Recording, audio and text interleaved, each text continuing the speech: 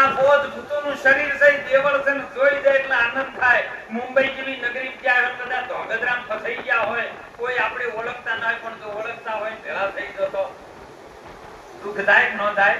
અંદર ઉપડ્યું છે કે મારો ખોટો ભૂલી પડ્યા છે, કોઈ છે નહીં આપણું. પણ જો ઘનશ્યામભાઈ મળી જાય, ગોરધન મહારાજ મળી જાય, કોઈ સંતો આવા મહાપુરુષો મળી જાય અને ઓળખીતા હોય આપણા હોય તો તરત બધું હોયથી અંદરથી દુઃખ જતું રહે, તરત આનંદ થાય. આનંદ એ દેશી મળે તો રુધિયો અરખાય, કોઈ મળે મને આપણા દેશી મળે.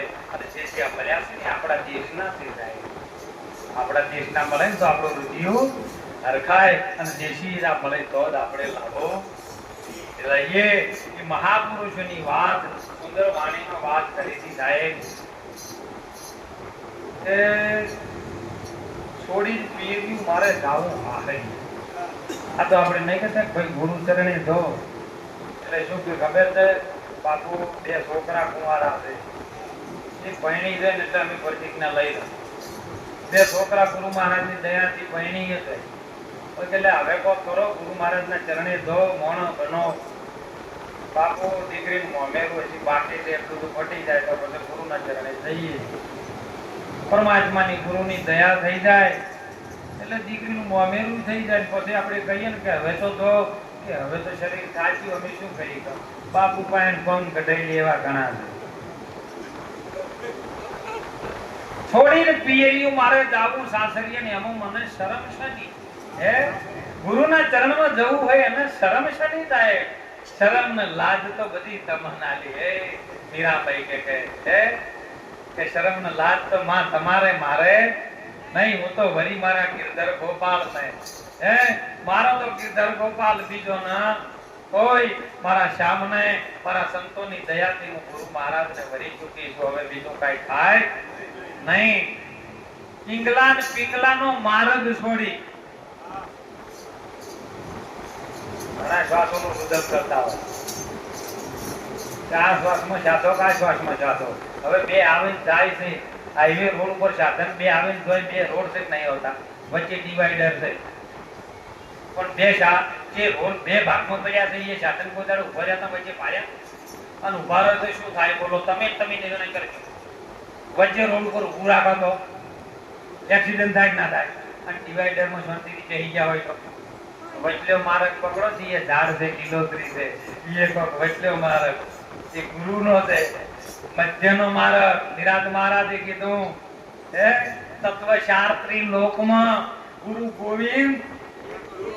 ગુરુને ગોવિંદ બે નહીં કીધા, ગુરુ ગોવિંદ એક રૂપ આદિ અંત અને મધ્યમાં જે બોલે હરિ ગુરુ સંત મધ્યમાં બોલી રહ્યું છે. સૂક્ષ્મના ઘરથી જે વાત ચાલે ને એ માર્ગ હું તો સૂક્ષ્મના ઘરે જવાની. એ વાત જો પકડાઈ જાય તો તમારે આનંદ આનંદ ને અને એ જ્ઞાનનો પ્રકાશ થાય. એ મહાપુરુષોની વાત છે, સંતોની વાત છે. સંતોની વાતમાં ટ્રાફિક ઓછું છે હો. હે એ ટ્રાફિક ઓછું છે એ હેડો તો કોઈ એક્સિડન્ટ નહીં થાય. નકે જો બે રોડમાં હેડ્યા ને આવે ને જાય એમાં ક્યાં ને તો એક્સિડન્ટ થાય ને. અને એક્સિડન્ટ થાય તો ચિયા જમે કેવું મૃત્યુ થાય તને ખબર? એ જેવું મૃત્યુ ના થાય એના માટે ગુરુ મહારાજ કે છે તને જન્મના મરણના ચક્રમાંથી જો છોડાવે ને તો કોઈ પ્રગટ પરમાત્મા સ્વરૂપ આવા સદગુરુ છોડાઈ શકે, બીજો છોડાઈ શકે હો.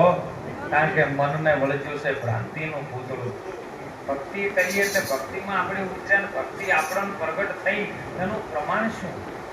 હે તો એનું એક જ પ્રમાણ છે તમે ભયથી મુક્ત બની. કોઈ પણ પ્રકારનો ભય તમને ન હોય, કેવલ તમે હોય. મુझे मेरी मस्ती कहाँ लेके आई जहाँ मेरे अपने सिवा कुछ नहीं पता जब चला मेरी हस्ती हस्ती એટલે શરીરનો મને ખબર પડી ને पता जब चला मेरी हस्ती का मुझको सिर्फ मैं हूँ दूजा कुछ नहीं मुझे मेरी मस्ती. પિક્ચરના પડદામાં ટોકીઓમાં જોવા જતા પહેલા 20-25 વર્ષ ઘણા, પણ પિક્ચરમાં સીટ ટિકિટ લઈને તમે સીટમાં બેઠા અને ચિત્રમાં આવ્યા, ચિત્રમાં કોઈ બંદૂકને ફાયરિંગ થતું હોય તો ગોળી કોઈ દાડ બહાર આવી તો મોય કેટલી લડાઈઓ થતી હોય. આગ લાગી હોય જંગલ હળજી ગયું હોય આમ બિલ્ડિંગ હળજી હોય પણ કોદાળ પડદો હળગતો પાડ્યો તાણ વરસાદ પડતો અને વાવાઝોડું તોફાનો તો પડદો ફાટ્યો કે કોદાળ પલળ્યો હે એ પડદા જેવું તમારા છો આજમાં પડદા જેવો છે સાહેબ એને ખાલી હોનથી સમજાય એનું વર્ણન થઈ શકે એવું કારણ કે ગાવી ગરમી પડતી હતી ને એમાં હંસ ને હંસલો બે આવી અને તળાવના કોઠે ઉભા રહ્યા અને એ તળાવના કોઠે ઉભા રહ્યા અને જો પાણીની તરસ લાગી હતી એટલે એક ચોંચ ડબોળીને હંસલીએ પીધું અને એક ચોંચ ડબોળીને હંસલે પાણી પીધું અને પાણી પીધું ને એટલે એને ગાઢક થઈ એટલે એમને કીધું કે એ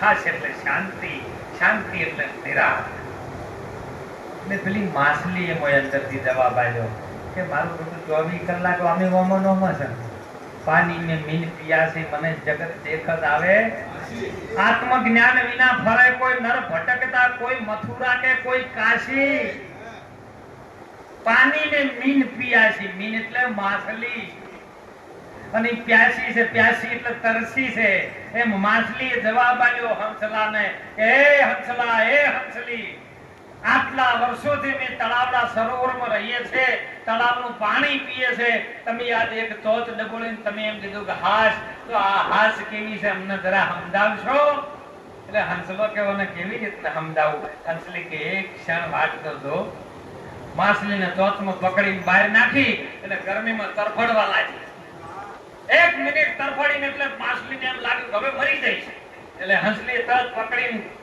પાછી નાખીને એટલે તરત કીધું કે હાશ કે જો હાશ આવી આવે બસ સ્વરૂપનું જ્ઞાન કરવું હોય તો આટલી વારમાં થાય છે જો કરવું હોય તો પણ અકલ મઠા છે ને અલકા રહી ગોતે એટલે આની જડતું સદગુરુ મહારાજની વાત ભણવા જઈએ તો શૈલી છે નામ તલવાર કે ધાર જેવી છે સમજાઈ જાય ને ફોલો કરી પોખડી નહીતર માથા કૂટ જાય છે ને પણ જેને ગુરુ મહારાજની વચન પકડમાં જેને આવી ગયો ને તો બસ ભારતની દેવી દેવતાઓનો પકડો જેવી આપણે બહુચરાજી છીએ તો બહુચરાજી કુકડા ઉપર સવાર છે પ્રતીક બતાવે છે કે તમે કુકડા જેવી ઊંઘ રાખો જાગૃત રહો જાગી દો એટલે સવારે જાગો ને એટલે કુકડા જેવી ઊંઘ તમારી હોય ગુરુ મહારાજનો વચન કોઈ આવતો હોય તો કુકડા જેવા જાગીને બેઠા તો પટલે જ પકડી ગયો ખોડિયારમાંનો સવારી છે મગર જેવી ગુરુ મહારાજનો શબ્દ પકડાય તો મગરની પકડ જેવી બીજી કોઈ પકડ ના હોય અંબાજીમાંનો વાઘ છે એનો એક જ કે શક્તિ જ્યારે સિંહ ઉપર સવાર થાય ને ગુરુ મહારાજનો શબ્દ છે ને સિંહ છે થાય અને એના ઉપર સુરતા તમારી સવાર થઈ જાય ને તો બેના લગ્ન થઈ ગયો તમે જગતના આદિ શકો અને આદિ શકો એ અંબા છે આ બે બધી અંબાઓ છે પણ ભૂલી ગઈ છે બસ એ સમજવા માટે તમે જ જગત અંબાનો અવતાર છો તમે જ મહાકાળી છો અને તમે જ બહુચરાજી છો સમજાઈ જાય તો પણ એના ઇતિહાસનો દાખલા ઘણા છે સાહેબ કહેવા તો પાર આવે હો ગિરનારના ડુંગર ઉપર જ્યારે સતી સૂર્યા તપન ભગવાન શંકર બ્રહ્મા અને વિષ્ણુ ત્રણેય લોકમાંથી આવીને સાહેબ ત્યારે ભિક્ષા માંગવા માટે આવ્યા અને કીધું કે અમને ભિક્ષા આપો એટલે ભિક્ષા આપવા માટે ઘણા કેસ કે ભિક્ષા આપો પણ કે કપડો વગર અમે તો દિગંબર છે ને કપડો વગર થઈને આપો તો અમે લઈએ તો કે માતાજીએ આધમકની અંદર લીધી અને કે 100 થી 100 મહિનાના બાળક બની ગયા આવડું મોટું શરીરમાં દેવા લાવ મારતો રેડો વાળો કેવો બાળક બની સિદ્ધાંત તો સમજો કો હે ગુરુ મહારાજનો જ્યારે વચન પકડાય વચન એટલે બુદ્ધિ બાળપણમાં આવી જાય ગુરુ મહારાજ કી એમ ઈરું કરે મન છે ને એ બહુ મોકળા જેવું પણ સમજાઈ જાય ને સહેજમાં આવે ને ગુરુ મહારાજની વાતમાં આવી જાય ને આ તો વાત પકડવાની છે ને અને વાતમાં આવે એટલે ગુરુ મહારાજ અમૃતની જળની અંજલિ છોડે હે જેને અમૃત જળ નાભીમાં ભર્યું છે હમણાં વાત આવી છે કે ગગન મંડળમાં એક છે અમૃત કૂવો છે અમૃત ભર્યું છે અમીરસ પાણી ઈ પાણીની અંદર છોટે એટલે 100 મહિનાના તમે બની દો તમે કોણ વાળું ખબર પડે રાતના દાડાના 100 મહિનાના ભાગ જ છે ઘણા કે કુંભકર્ણ 100 મહિને કે જાગતો 100 મહિને ઊંઘતો 4 દાડા માણસ બીમાર પડી ગયો ને પથારી પડી ગયો તો એને ચોદા પડી જાય પાછા. તો 6 મહિના સુધી પથારી પડ્યો એનો કોઈ જીવ જ નહીં, જીવડા નહીં પડ્યા હોય. પણ તમે બધા તો ન જાગો તો કુંભકર્ણ છો.